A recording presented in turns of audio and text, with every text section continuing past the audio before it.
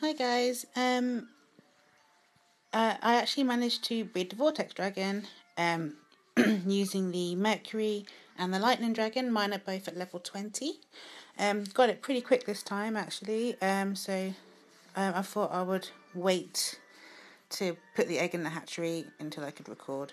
So here we go. Oh wow, that's actually a really cool egg. So there's the Vortex dragon as requested by people. Let's click on there. So that's a preview of it as a baby.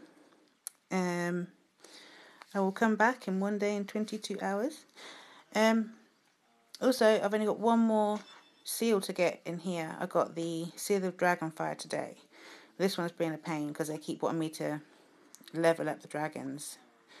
I've only got the plasma to level up a bit more now, and then I'll be able to search again. So fingers crossed I finally get that last seal because I can't afford any more food. It costs so much to level them up.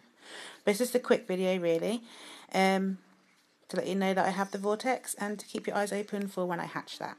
Okay, thanks guys, bye!